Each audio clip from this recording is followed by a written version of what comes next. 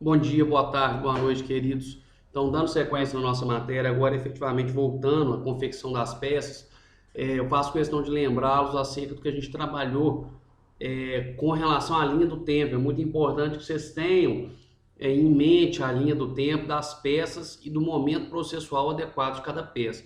Nesse sentido, vou trazer para vocês hoje a peça de resposta à acusação, que é a primeira fala do acusado posterior ao oferecimento da denúncia. Então é oferecida a denúncia, o juiz recebe a denúncia e ordena a citação do réu para que tome conhecimento do processo e aí no prazo de 10 dias apresente a peça processual cabível, que é, no caso, a resposta à acusação. Então, sem mais delongas, vou fazer a leitura do enunciado que vai ficar disponibilizado para vocês. Peço que acompanhem a aula sempre com o enunciado do lado e, posteriormente a isso, da mesma forma como a gente fazia presencialmente, eu vou verbalizar a resolução dessa peça para que vocês fiquem com ela aí documentada para minha posterior assinatura quando isso aí tudo acabar. Bem, Gabriela, nascida em 29 de 4 de 1994, terminou um relacionamento amoroso com Patrick, não mais suportando as agressões físicas sofridas, sendo expulsa do imóvel em que residia com o companheiro em comunidade carente de Fortaleza, Ceará, juntamente com o filho do casal de apenas 2 anos. Sem ter familiares no estado e nem outros conhecidos, passou a pernoitar com o filho em igrejas e outros locais de acesso público, alimentados a partir de ajuda recebida de desconhecidos. Nesta época, Gabriela fez amizade com Maria, outra mulher em situação de rua que frequentava os mesmos espaços que ela. No dia 24 de dezembro de 2014, não mais aguentando a situação e vendo o filho chorar e ficar doente em razão da ausência de alimentação, após não conseguir emprego ou ajuda, Gabriela decidiu ingressar em um grande supermercado da região, onde escondeu na roupa 2 pacotes de macarrão, cujo valor totalizava R$ 18. Ocorre que a conduta de Gabriela foi percebida pelo fiscal de segurança, que abordou no momento em que deixava o estabelecimento sem pagar pelos bens e apreendeu os 2 produtos escondidos. Em sede policial, Gabriela confirmou os fatos, reiterando a ausência de recursos financeiros e a situação de fome e risco físico de seu filho.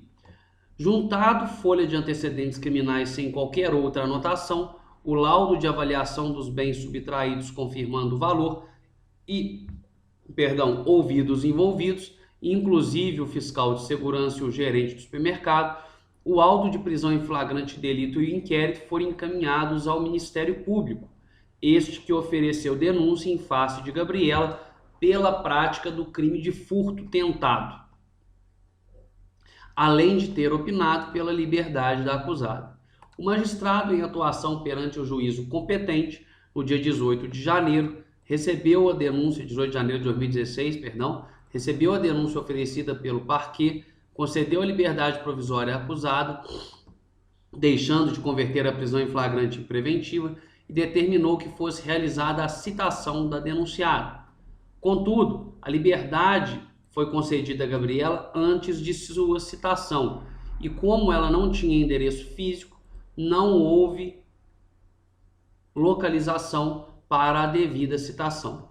No ano de 2020, Gabriela consegue um emprego e fica em melhores condições. Em razão disso, procura um advogado, esclarecendo que nada sabe sobre o prosseguimento da ação penal, que respondia. Disse ainda que Maria, hoje residente na Rua X na época dos fatos, também era moradora de rua e tinha conhecimento de suas dificuldades. Diante disso, em 27 de março de 2020, segunda-feira, sendo terça dia útil em todo o país, Gabriela e o advogado comparecem ao cartório, onde são informados que o processo estava em seu regular prosseguimento desde 2016, sem qualquer suspensão, esperando a localização de Gabriela para a citação. Naquele mesmo momento, Gabriela foi citada, assim como intimada junto ao seu advogado, para apresentar a medida cabível. Cabe destacar que a ré, acompanhada de seu patrono, já manifestou desinteresse em aceitar a proposta de suspensão condicional do processo oferecida pelo Ministério Público, considerando a situação narrada, apresente, na qualidade de advogado de Gabriela, a peça jurídica cabível, diferente do habeas corpus, apresentando todas as teses jurídicas de direito material e processual pertinente. A peça deverá ser datada no último dia do prazo. Ignore eventual suspensão de prazos processuais por conta da pandemia do Covid-19. Bem, doutores, perfeito. E preciso mencionar que uma peça de resposta à acusação, memoriais, quando ela vem muito robusta com datas ou muito chamativa em relação às datas, é pertinente fazer pelo menos uma análise prévia acerca dos prazos prescricionais para ver se é possível a delimitação ou enquadramento na hipótese do artigo 107 e 109 do Código de Processo Penal. Aqui ficou bem nítido para nós, ó, ela nasceu em 1994 e o crime foi cometido tecnicamente em 2014, então quer dizer, tecnicamente ela tinha 20 anos. Então, ela ainda é agraciada com a prescrição contada pela metade. E, além disso, né, o crime é tentado. Então, novamente, a gente tem que ter atenção com relação à prescrição. Mas vamos lá, a gente fala nisso durante a peça. Então, aqui, Vara Criminal de Fortaleza, Ceará. Excelentíssimo senhor doutor, juiz de direito, titular da Vara Criminal da Comarca de Fortaleza. Altos números, a gente vai dar um espaço aí em torno de 7 linhas, né? E começar a nossa peça com a qualificação.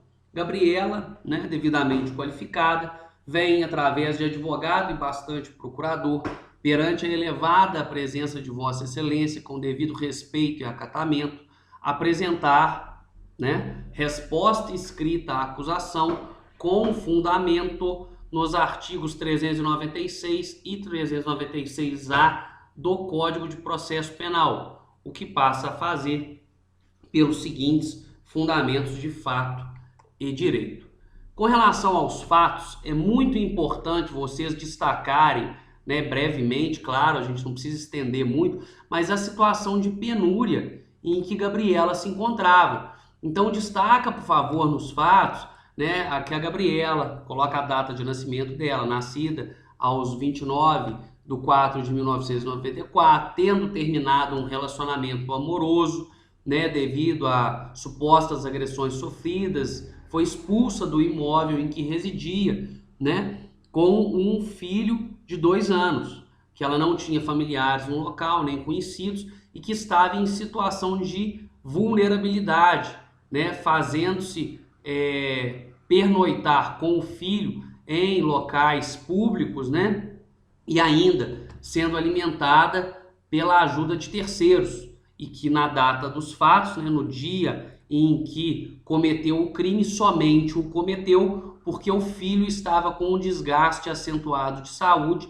pela pendência de alimentação, tendo aí subtraído coisa alheia móvel, consistente, materializada em 2 pacotes de macarrão que não excederam, segundo o laudo oficial, né, de avaliação, R$18, tá certo? Conste-se aí que, inclusive, o fiscal, né, que a abordou foi ouvido no auto de prisão em flagrante delito, e o gerente também do estabelecimento, tá certo? Bem, dito isso, enfrentemos então o direito, né? Falamos dos fatos do direito. O que dá para a gente jogar de cara? A questão da prescrição. Então é muito interessante vocês colocarem, né, que averte-se desde logo, né, que os fatos narrados ou a necessidade de extinção da punibilidade da Gabriela pela prescrição com fundamento no artigo 107, inciso 4º do Código de Processo Penal.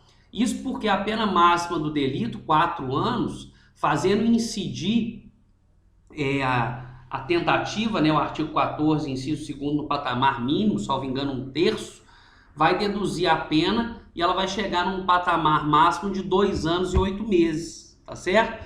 Então, esses 2 anos e 8 meses, por força do artigo 115 do Código Penal, ele vai prescrever em 4 anos. Então, o prazo prescricional aqui é de 4 anos, porque não há superação da pena dos 4 anos pertinentes lá no artigo 109 do Código Penal. Então, entre a data do recebimento da denúncia e o comparecimento dela em cartório, há, senhores, mais de 4 anos, pelo que o delito está efetivamente prescrito.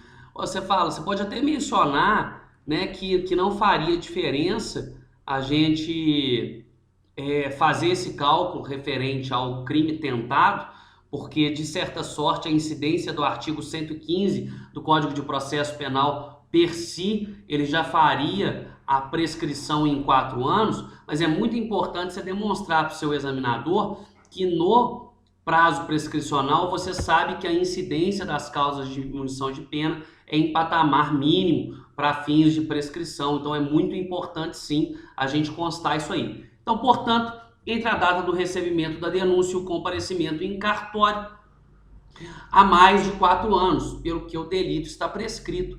Basta você verificar que a denúncia foi recebida no dia 18 de janeiro de 2016 e o comparecimento em cartório se deu no dia 27 de março de 2020, perfeito? Então, mais aí de 4 anos.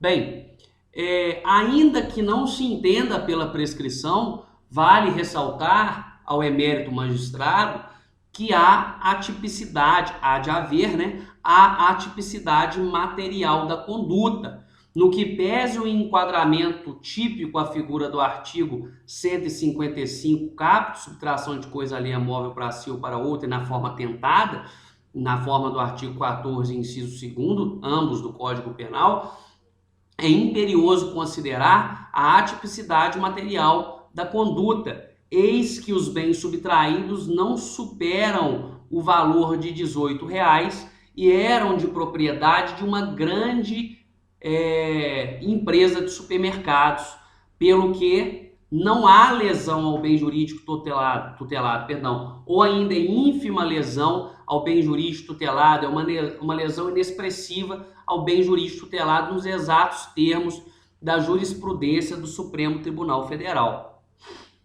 Em último pleito, em caráter subsidiário, vale ainda constar que não há ilicitude, não há antijuridicidade na conduta. Ora, ainda que se entenda ser um fato típico, ainda que se considere a mais remota hipótese de tipicidade formal e material, o crime em exame, ou a conduta em exame, foi cometida ou está amparada pela excludente de antijuridicidade do estado de necessidade. Está lá no artigo 24 do Código Penal, notadamente por ter a ré cometido supostamente o ilícito para garantir a sobrevivência própria e a sobrevivência do filho, a integridade física própria e a integridade física do filho, tá certo? Aí se sobrepondo, obviamente, a vida e a integridade física ao patrimônio, se sobrepondo a integridade física e a vida ao patrimônio, perfeito? Então é rigor, é imperioso aí, doutores, a absolvição com fundamento na existência de causa excludente de ilicitude, né, o estado de necessidade, por não constituir o fato crime e por estar extinta a punibilidade do agente. Então a gente entra nos pedidos pedindo a absolvição com fundamento no artigo 397, inciso 1º, a existência manifesta de excludente da ilicitude. A gente pede também a absolvição com fundamento no artigo 397, inciso 3º, pela atipicidade material da conduta, e 397, inciso 4º, porque a prescrição deve extinguir a punibilidade do agente. Bem, façam ainda um requerimento subsidiário de que, caso, por hipóteses, os pleitos de absolvição não sejam por hora acolhidos, ficará demonstrado no due process of law, ou no devido processo legal, a absolvição impositiva da ré. E ainda, proteste por provar o alegado por todos os meios de prova admitidos em direito, em especial o rol de testemunha abaixo constante, que você vai colocar lá a Maria, residente na rua X, salvo engano, segundo consta. Tá certo? Termos em que pede deferimento, Fortaleza, vamos fazer o cálculo do nosso prazo, salvo o melhor juízo, que dia que ela foi, que ela compareceu ao cartório, no dia 27 de março, no dia 27 de março, não, perdão, foi errado aqui, no dia 27 de abril,